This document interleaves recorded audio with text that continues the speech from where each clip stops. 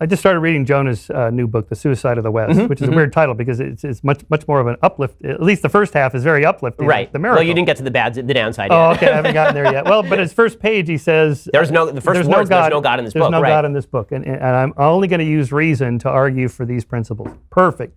And the reason that to me is good, not just because I'm an atheist, but that it shouldn't matter what religion you are, or in a sense, it doesn't really matter what the roots are, although it's intellectually interesting. Whatever works, if it works to increase human flourishing of more people in more places, then I'm for it. And we should champion those and make reasonable arguments for why they're working. And full stop, that's all we need to do. So where do you and I get our morals from? How do you know what's right or wrong? I tend to think we probably both get it from the same place. That is the still small voice within, and then our culture, our parents, our traditions, and so on. But where did those come from?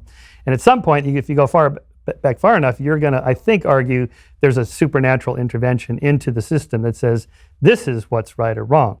But my question would be, how do you know? Because we know from biblical scholars that the Bible is something of a wiki. It's an edited volume. We know people wrote it down, and you say, well, maybe God inspired their writings or words or something. But if we just take something like, is killing wrong?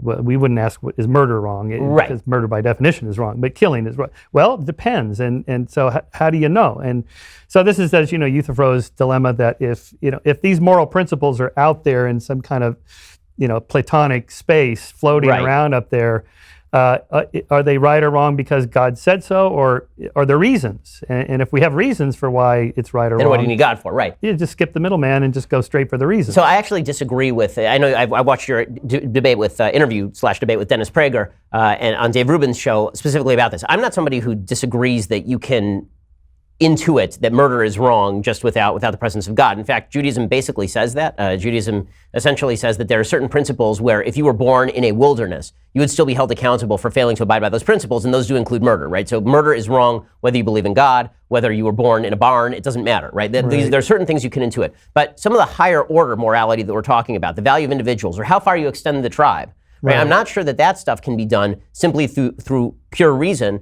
I'm skeptical of that specifically because I think that what we tend to do in the West is we tend to say everything that was good was Enlightenment thinking and everything that was bad was counter-Enlightenment thinking. So this is my criticism of Steven Pinker's new book on the Enlightenment, is that what Steven does is he writes a 450-page book about the Enlightenment and never mentions the French Revolution. Right? He writes a 450-page book about the Enlightenment and he never recognizes that Rousseau was a member of the Enlightenment caste. He didn't call himself counter-Enlightenment. That the French Revolution was happening at the same time as the American Revolution, essentially, in the broad scheme of things. That there's a whole line of thought, including communism and Nazism, that considered itself uber-rational. Right? If you actually look back to the foundations of Marx is talking about imposing the reason of humanity on the economic system as a whole. So pure reason, I'm not sure can get you there, is the argument that I'm making.